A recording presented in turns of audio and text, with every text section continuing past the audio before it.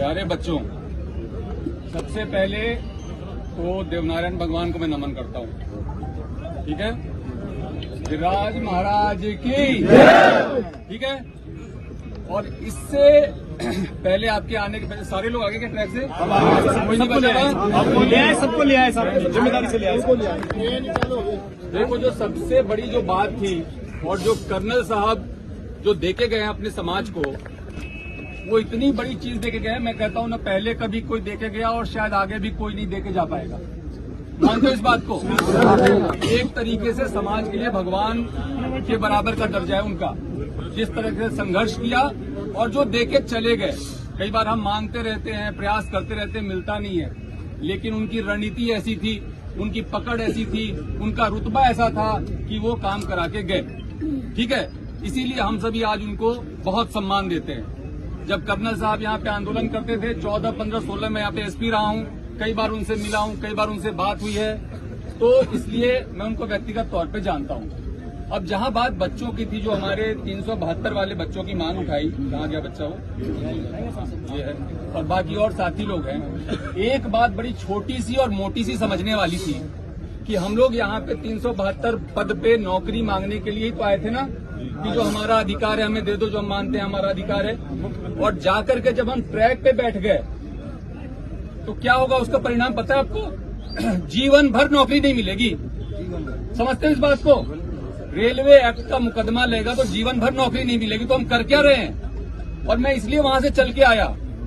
बात ये थी कि पुलिस को नहीं जाना चाहिए, लेकिन मैं इसलिए चल के आया कि ये बच्चे अपने लिए कर क्या रहे हैं। और मैं धन्यवाद देता हूं प्रधान जी का, मैं धन्यवाद देता हूं प्रधान जी का कि इन्होंने सबसे पहले इस बात को समझा, वहां पे गए, आपको समझाया, और अधिकांश बच्चे तो मेरे ख्याल से आगे समझ के और बाकी को भी अब समझा के ले आए।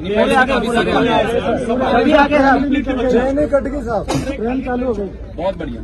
तो आप लोग इस बात को समझो कि एक तो प्रशासन, सरकार और समाज अलग अलग नहीं है। ठीक है, जो कोई हमारी मांगे होती है, जैसे कह रहे हैं हम 7 साल या 17 साल से आप मांग कर रहे हो, 7 साल से मांग कर रहे हो, पूरी नहीं हो रही है, तो उसमें क्या दिक्कत है? आपका पॉइंट ऑफ व्यू क्या है, सामने वाले का पॉइंट ऑफ व्यू क्या है? इसको क्लियर करने के लिए आज जो एक घोषणा हुई, जो मैंने सुना कि एक मंत्रिमंडलीय कमेटी का गठन हुआ है, जो कि स्थायी कमेटी है, वो एक बार के लिए नहीं बना है। वो हर 3 महीने पे मीटिंग करेगी और पहली मीटिंग इसी मंथ होगी, इसी जून माह में होगी। तो वहां तो आपकी बात सबसे पहले रखी जाएगी ना। तो इतना ज्यादा उद्वेलित होने वाली बात थी नहीं। और फिर भी अगर आपके दिल को चोट पहुंचा, मैं समझ सकता हूं। हम लोग सभी रोजगार के लिए बहुत, हमने भी संघर्ष किया है।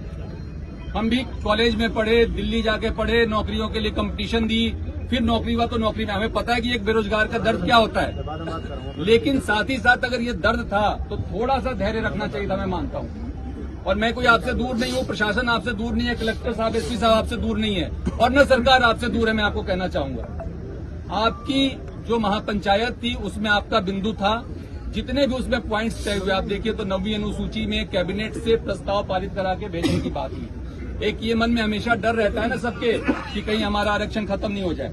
ठीक है, तो वो 9वीं अनुसूची में डालने के लिए कैबिनेट से प्रस्ताव पारित करने की बात पे लेकर के सरकार ने अपनी सहमति व्यक्त की है, जो कि पहली बार हुआ। इसके साथ ही जो मुकदमे वापसी की बात है, जिससे हम सभी लोग परेशान रहते हैं, हमारे बच्चे परेशान रहते हैं, उसमें केवल बेलेबल ही नहीं बल्कि जो दूसरे, जिसमें कि नोटिस दे करके भी कार्रवाई की जा सकती है, उसके भी डिस्पोजल की बात और सहमति दे दी गई है। देवनारायण योजना में आपके संघर्ष समिति के जो प्रतिनिधि जो आप नामित करेंगे, उनको शामिल करने की बात हो गई है। कैबिनेट सब कमेटी में जो मीटिंग होगी उसमें आपके प्रतिनिधि जो नामित होंगे उनको शामिल करने की बात हो गई है। तो आप हर 3 महीने पे मिलोगे। आप जो कह रहे हो हमारी कोई बात नहीं सुन रहा, हमारी कोई बात नहीं समझ रहा, हमारी लॉजिकल बात है, वो हर 3 महीने पे सवाल पूछने का आपके पास मौका होगा। तो मेरी कोई बात पे आपत्ति है क्या?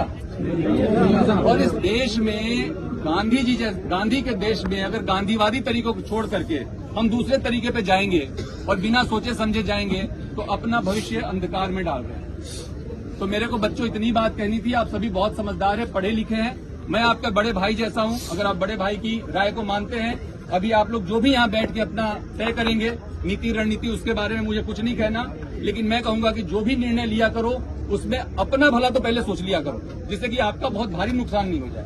तो इतनी सी बात करनी थी। सबको बहुत बहुत धन्यवाद। वंदे मातरम।